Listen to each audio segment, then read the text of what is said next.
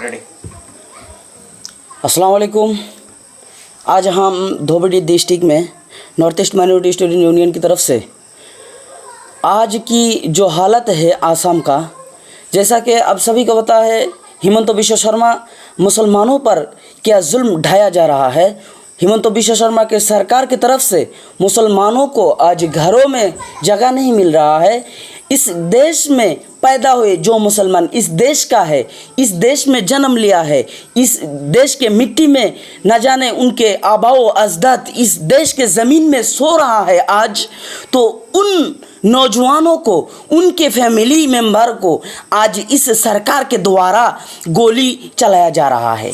आज हम कह रहे हैं कि गोलपारा में 3 नौजवान को सरकार के तरफ से जो प्रशासन के लोग हैं, प्रशासन के लोगों ने गोली करके 3 नौजवान को मार दिया है और 10-12 नौजवान और 10-12 वहाँ का आदमी वहाँ पर अस्पताल में एडमिशन हुआ है।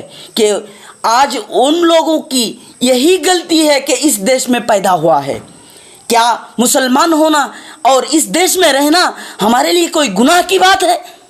आज कोई भी सरकार, आज कोई भी ऑपोजिशन वाला, आज कोई भी इंसान हमारी आसाम के बारे में कुछ भी पार्लियामेंट में नहीं उठवाता है। ये सिर्फ मुसलमानों को सिर्फ अपने वोट के खातिर इस्तेमाल करते हैं। ये हम कभी भी इस जुल्म को हम बर्दाश्त नहीं करेंगे। हम इस जुल्म की वजह से जो सरकार हमारे ऊपर जुल्म किया जा रहा है सरकार की द्वारा से, तो हम सरकार से कहना चाहेंगे कि इस कत्ल ना हक कत्ल जो तुमने किया है, आज 3 नौजवानों का जान तुमने लिया है, ओ हिमंत बिश्व शर्मा से हम कहना चाहेंगे कि तुमने 3 नौजवानों का जान लिया है, न जाने और कितने नौजवानों को जान तुम लेने के लिए तैयार हो। मैं आज तमाम भारत के मुसलमानों से कहना चाहूँगा, क्या तुम सब ऐसे ही हमें देख के बैठे रहोगे?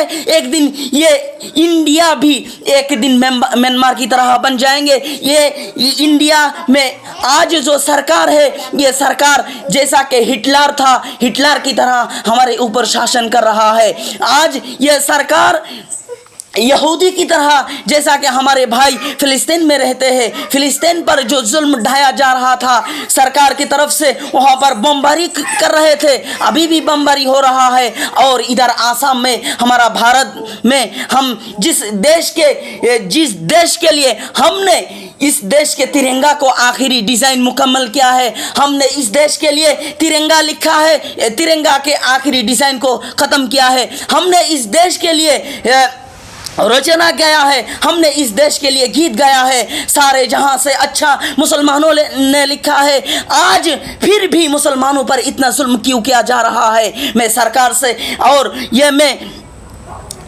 अपने प्राइम मिनिस्टर, प्रधानमंत्री को कहना चाहूँगा कि हम किस हाल में आज ये आसाम में रह रहे हैं, आप ज़रा गौर कीजिएगा।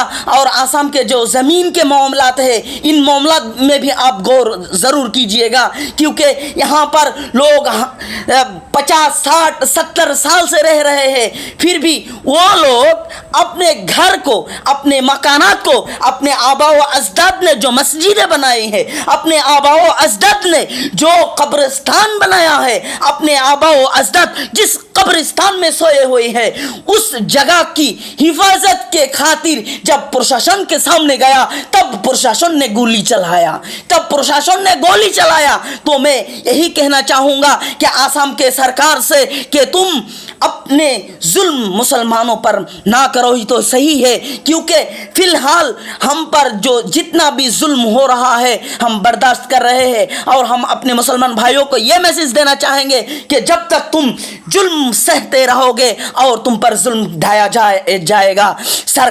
ये सरकार सिर्फ मुसलमानों को टारगेट कर रहा है। आज इस देश में जितने भी मुसलमान हैं, उन मुसलमानों की हालत भी ऐसा ही होंगे। तो मैं अपने मुसलमान भाइयों से कहना चाहूँगा कि मुसलमानों, तुम जागो और सरकार से सवाल करो, और सरकार से इस मामलात के जो गोलपारा में हुआ है, इसका जवाब हमको चाहिए ही चाहिए, इसका जवाब हमको चाहिए।